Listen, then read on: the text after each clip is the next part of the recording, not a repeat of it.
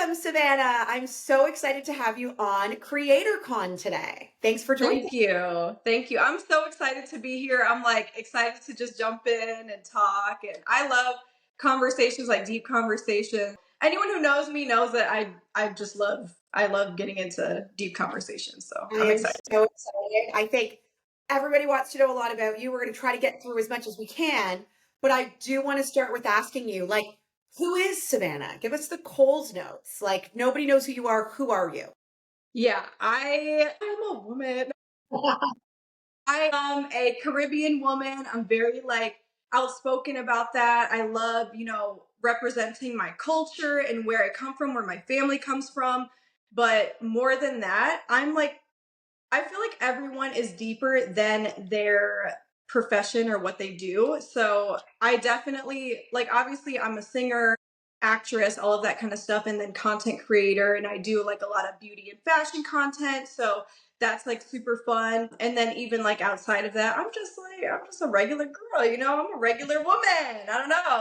And so you said you have Caribbean roots, so shout out where you're from. Yeah, Puerto Rico, ya tú sabes, yo soy Boricua.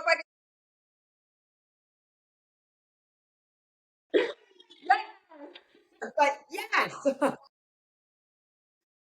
I love it. Let's go. Yeah. So, as you said, you're a singer as well. Yes. So we are going to get into a little bit of that today. And obviously, you're here at CreatorCon because you have a massive audience and you create content, you have a following. But when did you start singing? Let's get into that. So it's so funny because of how I grew up, everyone in my family was just very musical.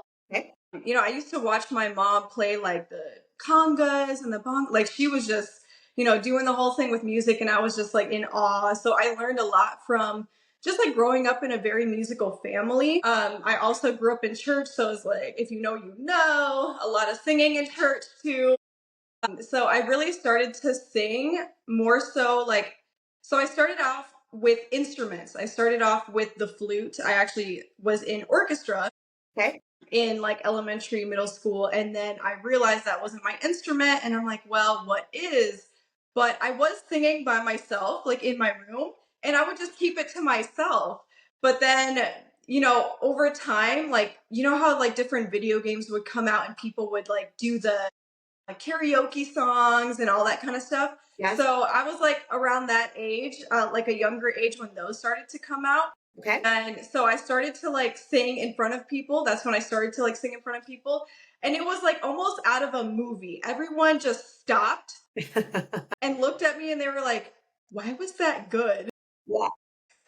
Like, wait, you actually hit a note. And then I was like, oh, wait, am I good at this?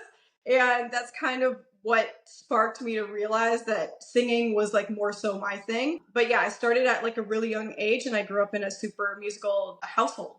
Okay. Amazing. Yeah. Did you know, fun fact, I also used to sing.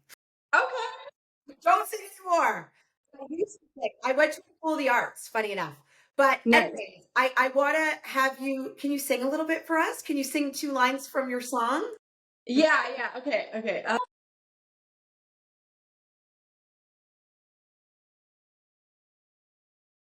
That's one of the harmonies. Yeah. Oh, One of the harmonies. Yeah. What was that? You're a real singer. Like you can actually sing. You're not TikTok Insta singer. No, I was trained as an opera singer. Amazing. So I could even that's more contemporary, more like a pop style, but I could really go into like the vocal warm up. Yeah. You're really going like I could go back. Yeah. Well, if anybody thought that you weren't a real singer, you are. Period. Yeah. I don't think anyone thinks that I'm not.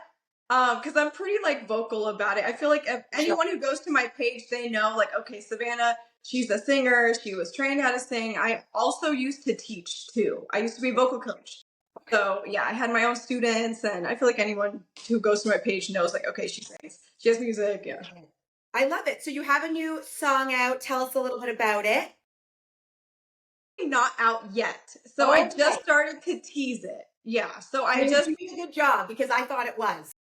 I just started to tease it. I started to do like the marketing rollout for that. As an independent artist, a lot of that is on you and how you're like delegating to other people. So Yeah. I'm really like deep in the roots of like, okay, when I have a new song coming out, Yeah. how do I want this to be marketed? And that also ties into the content creation. Exactly. So when you learn like marketing skills, you're able to like pair the different things that you do with that, and you're able to like really push your content out or whatever you're creating. Yeah. So I love that. So you treat your promotion of your song as a marketing campaign, similar to Yeah.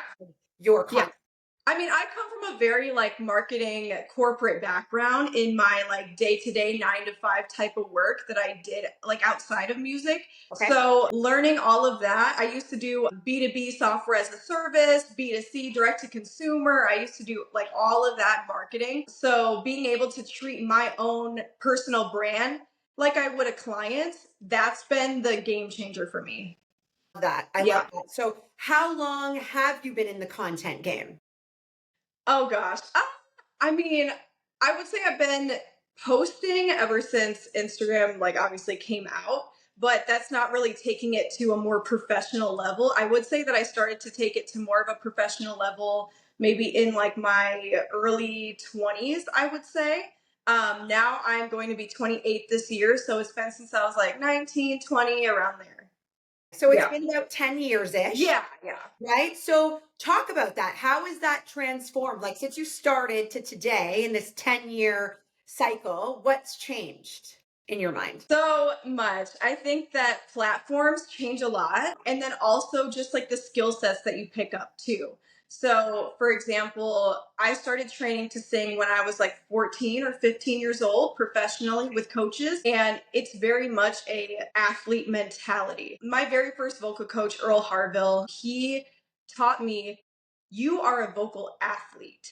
And that was my very first time even getting into a lesson. So he's like, you need to have an athlete mentality about like everything that you do if you're really going to do this. And so being able to tie in like the different skills and abilities that you pick up along the way of your journey, that's what gets you to where you're at, like at the 10-year mark. Because I didn't know how to create videos, I didn't know how to do short form content or, throw together editing and all of that kind of stuff. I picked that up as I went along to marketing job after marketing job and doing that for others and being able to like really grow from each and every experience that I had in my past. That's what got me here now.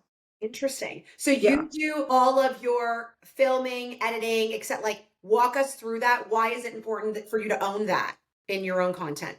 I mean, it's not important for me to own it, but it's definitely important for me to like oversee it, I would say. You Like get the final I've stamp. definitely, what did you say? You get the final stamp on. Yeah. I think over time you learn how to delegate certain tasks that are like can be a lot on your plate when you're so busy. And I'm like constantly wearing like 10 different hats. Sure. So it's really important for me to yes, see the overview of how everything is going. But I do think it's important to build teams and to delegate as necessary. So it's definitely not that I don't like need to do everything, but I like to see the vision of where everything's going, if that makes Makes sense. sense. Makes sense. So I guess why did you decide to venture into this creator space? As you said, you were in marketing, B2B sales, doing other things. Like, why did you venture into this creator space? How did you land on Instagram and TikTok? Okay, so just to be honest, Yeah, I please do. got here was really because when I was working in those marketing spaces, well, first of all, I naturally have an extroverted personality. And a lot of people could see that in the corporate space. It's not something that I could ever hide. I can't hide my creativity. I could never really put myself in one space and be like, I'm just going to keep my head down, do the analytics, do the data, and people don't really know me or don't really know my personality. People naturally saw what I gravitated towards, what I was good at, and also talking to clients in calls and meetings, just being a very like out there kind of person, just being a very straightforward person and good on camera. I also came from like the entertainment space.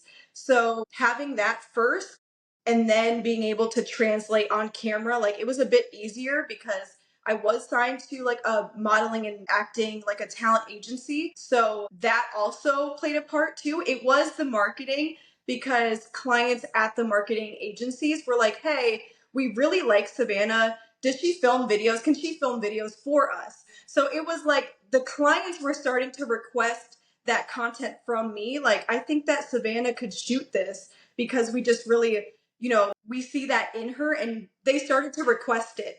But then also having that entertainment background as well, and coming from like modeling and acting and all that kind of stuff, doing auditions a lot too, self tapes, and then having those people come back and actually say the same thing, like, hey, would Savannah want to collaborate with us on an Instagram campaign? And so that's it, all like culminated together. Yeah, Makes all sense. culminated together.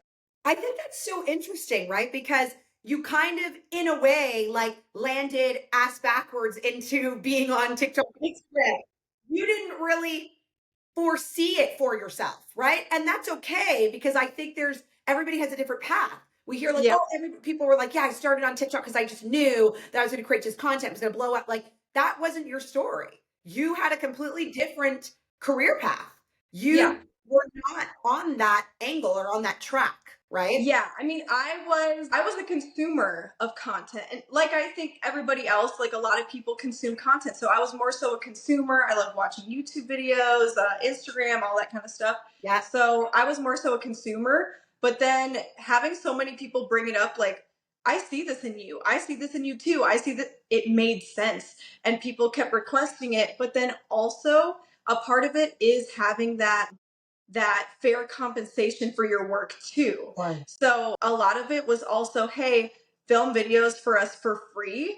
But then once you learn game, you're like, no, you should actually, compensate me fairly for that. So then I'm like, okay, so where's my bag? Like, in a nice way, in a nice way. Of course, Yeah. of course. And I think that's the thing. We can't, you can't pay people in, currency that isn't, real money. Like, it Yeah. doesn't, you know what I mean? I think like people, there's a talk track out there of brands, to your point, of saying like, hey, let's do this for, notoriety or etc. Where you're like, hey, I've built the following now. You're advertising to my audience. There does Yeah. a transaction that makes sense. Yeah. And also part of it was that when I was first starting out, I was like, when I first started working with brands, I was around 16 or 17 years old. Okay. And I didn't have rent.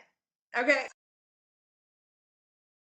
And so I would accept the clothes. I would accept the things that people were like, hey, shoot 5 videos for us and we'll send you, free dresses. And it's like, oh my gosh, back then I was like, oh my gosh, that's so cool. Like, wow, they're sending me stuff. And it is cool. I'm so grateful. And I love working with brand partners, and I love trying out new products, and I love trying out, different outfits and filming content. But also, it does come down to how you are fairly compensating creators for their work as well. So being able to be in the back end from like the agency setting and the brand setting, and seeing how it worked on the inside, and then seeing how many people kept requesting for me personally to do it, I'm like, okay, well, I'm going to just push myself into the space, Yeah. and see what happens, I love it.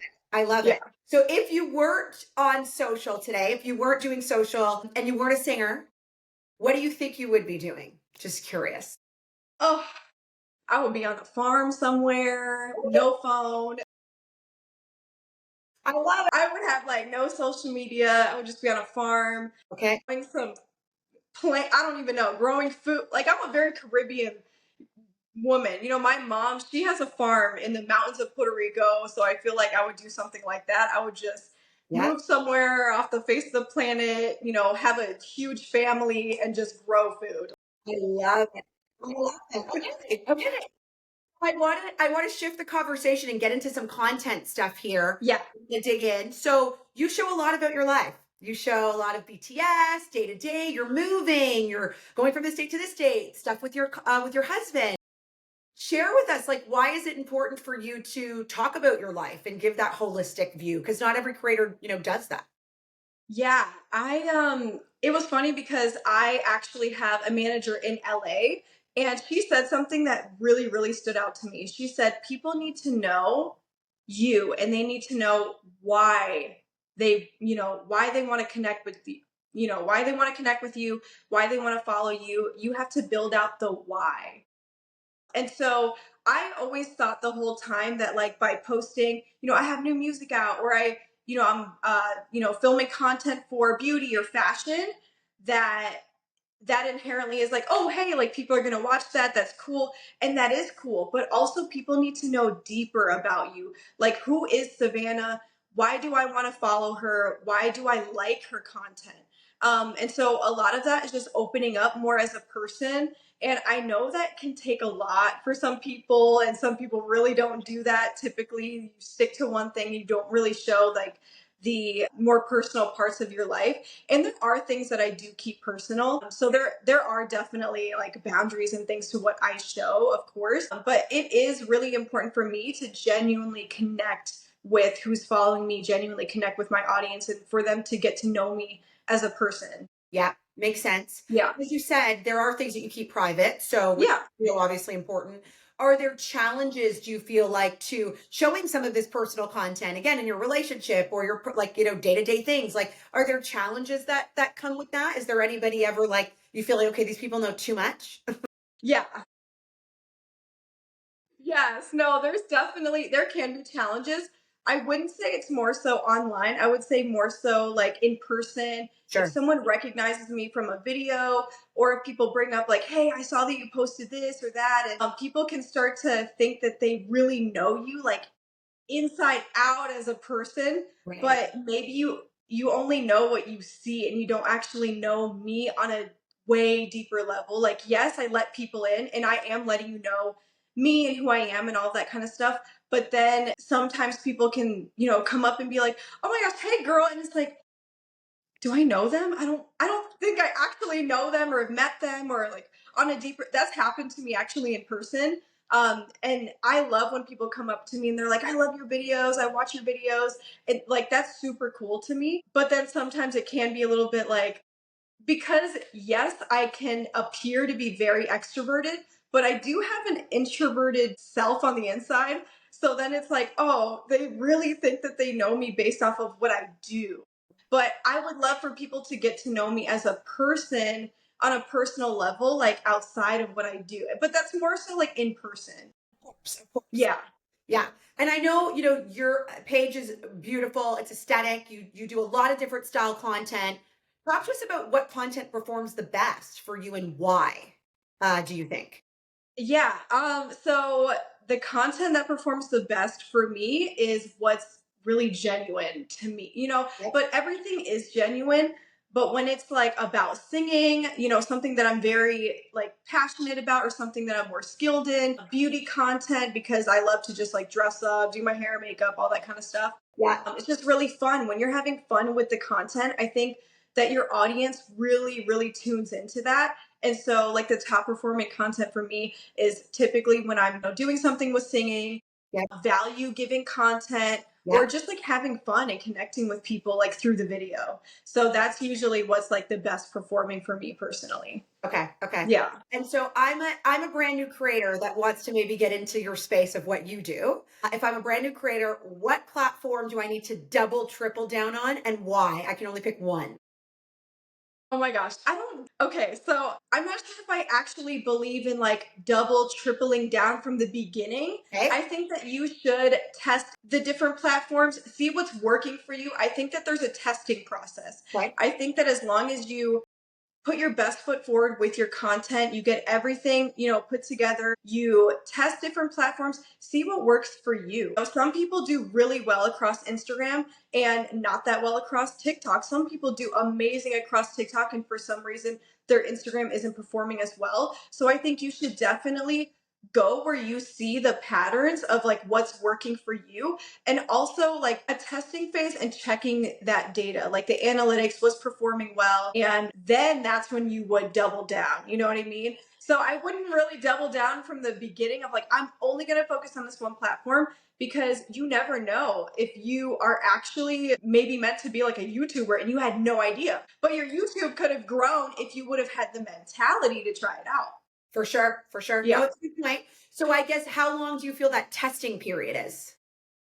I mean, it's kind of ongoing because trends are constantly changing and the way that people, connect with your content is, constantly changing, but as long as you are really checking your data and your analytics and seeing what's your top performing content, what's your lowest performing content, how can I pivot from here? And then the goal that you should have for yourself is to be able to identify those trends and then double down on that and then really build that up more and more and more so that you can consistently have high performing videos Yeah. over time.